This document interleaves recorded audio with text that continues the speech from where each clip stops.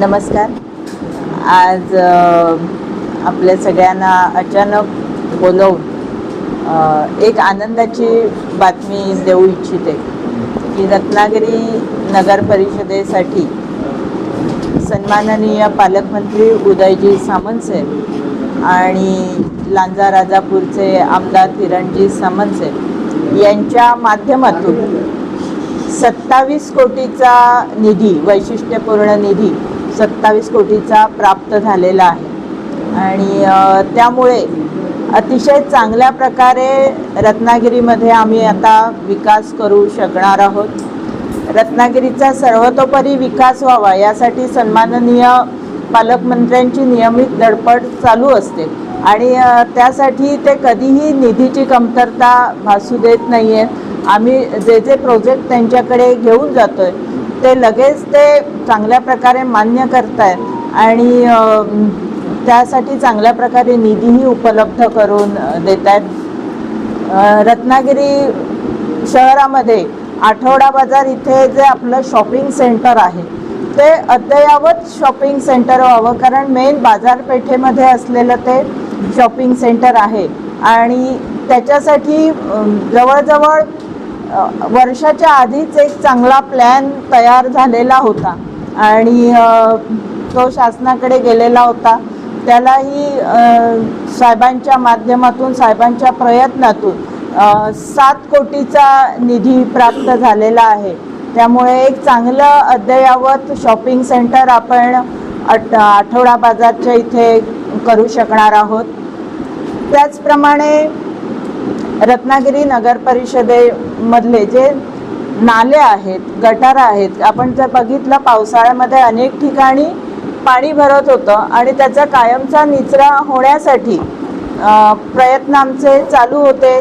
त्यासाठीही साहेबांच्या मार्फत निधी प्राप्त झालेला आहे.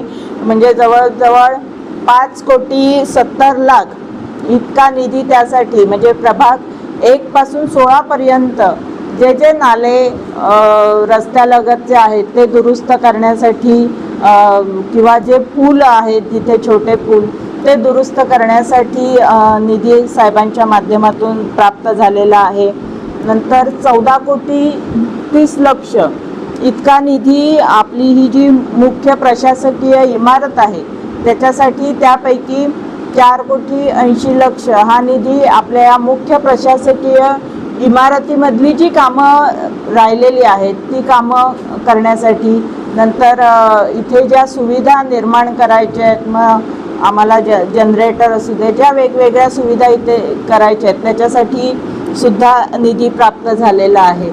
आणि 7 कोटी निधी हा रत्नागिरी शहरातील ज्या शाळा आहेत त्या सर्व शाळा सुस्थितीत करण्यासाठी, कारण अनेक शाळांमध्ये आता पाणी गळतं आहे किंवा वेगवेगळ्या सुविधा शाळांमध्ये देण्यासाठी साहेबांनी निधी प्राप्त करून दिला आहे, जेणेकरून आपल्या शहरातल्या मुलांना एक चांगल्या वातावरणामध्ये चांगलं शिक्षण घेता यावं या हेतूने हा निधी प्राप्त झालेला आहे. पानवलचं धरणाचं नुकतंच आपण परवा उद्घाटन केलेलं आहे आणि त्याची जी पाईपलाईन पुढे आपल्याला रत्नागिरीपर्यंत आणायची आहे त्यासाठी सुद्धा 75 लक्ष निधी लागणार होता.